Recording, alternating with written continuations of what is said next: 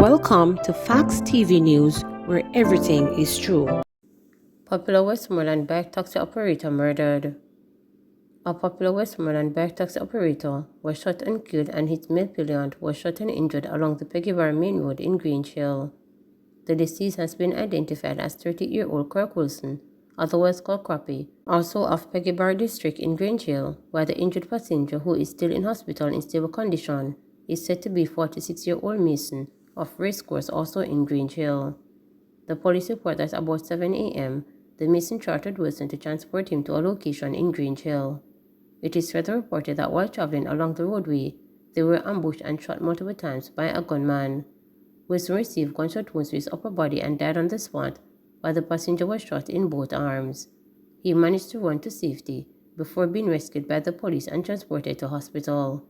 Since the start of the year, close to 120 people have been murdered throughout in Westmoreland. Manchester farmer gets life for murder of teen son, 2 others. A Manchester farmer who brutally murdered a mother and her 2 sons, including his own child, was yesterday sentenced to 3 life sentences in the Home Circuit Court. Mark Henry, 56, was ordered to serve 49 years and 6 months in prison before being eligible for parole.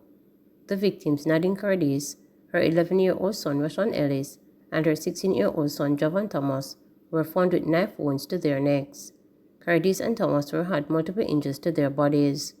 The court was told that Thomas is a child of Courage and Henry, who was married.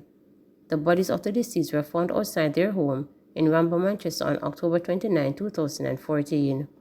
Henry was last found convicted of 3 counts of murder following a trial in the Manchester Circuit Court. However, he was sentenced yesterday in the Home Circuit Court by Justice Donna Shelley Williams. The judge sentenced Henry to 3 life sentences for each count of murder. He was also ordered to serve 49 years and 6 months in prison on each count, with the sentences running concurrently. Henry has maintained his innocence despite his conviction, and the court was further told by a probation officer that he had no remorse.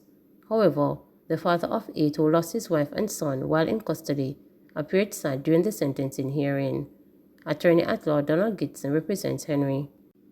Oberlin High School student suspended for slap captured on video. A student of Oberlin High School in Laverne Tavern, St. Andrew, has been suspended and sent to counseling for slapping another student at the school last week Tuesday, the Minister of Education has revealed. The incident was captured on video, which has been circulated on social media. The ministry said in a media release on Friday that the dispute reportedly started while the students were playing a game using rubber bands and balls made of combo paper. It's understood that one student slapped another in the face for tearing a page from his book without permission.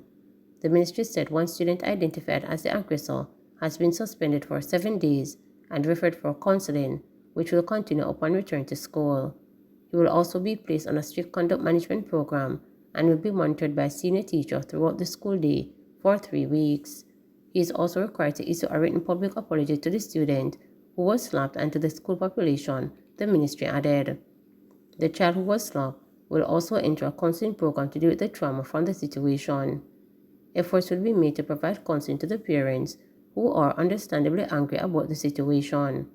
The matter was discussed with the parents on October 5th, and the step outlined as to how the school managed the aftermath of the situation, the Education Ministry continued. Minister of Education Favor Williams is reiterating that students and parents should use the reporting channels to advise of acts of indiscipline or aggression so that the established disciplinary framework can be activated to address disputes. Men accused of assaulting and robbing elderly woman remanded. 2 men who were accused of assaulting and robbing an 87-year-old senior citizen of her washing machine and other items, including jewelry, were remanded when they appeared in the St. Elizabeth Parish Court on Wednesday. The 2, Durrani Powell and Xavier Miller, are charged with robbery with violence, burglary and unlawful wounding, and are scheduled to return to court on November 17. When the matter was called up yesterday, the court was informed that the case file was incomplete and Mr. Miller was without legal representation. It's reported that the senior citizen was home on October 3rd when 2 men armed with knives and a machete forced their way into her house. The men were later accosted by residents who managed to apprehend one of them and recover the washing machine. The Junction police was summoned and the suspect handed over. The police later conducted a targeted raid in both Savannah and Nemartown in search of the stolen items. The second suspect was nabbed during the operation in Nemartown. Maypen Court offers bail to 7 charged in drug bust. 7 people charged in connection with a massive drug bust were all offered bail in the Maypen Parish Court in Clarendon on Monday. Gary Rogers, 43, a taxi operator from Round Hill, Mountainside District in St. Elizabeth, and his 6 co-accused were ordered to return to court on November 21, 2022.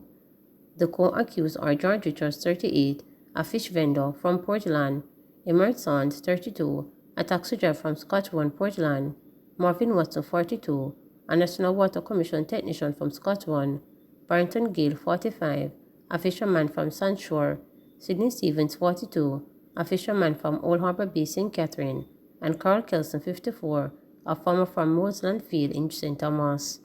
Rogers is charged with possession, dealing, trafficking, and taking steps preparatory to exporting cocaine. His co-accused are charged with conspiracy, dealing in and trafficking ganja.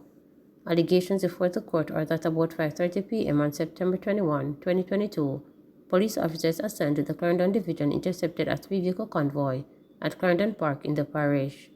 During a search, compressed ganja weighed more than 1,200 pounds was found in all 3 vehicles traveling in the convoy.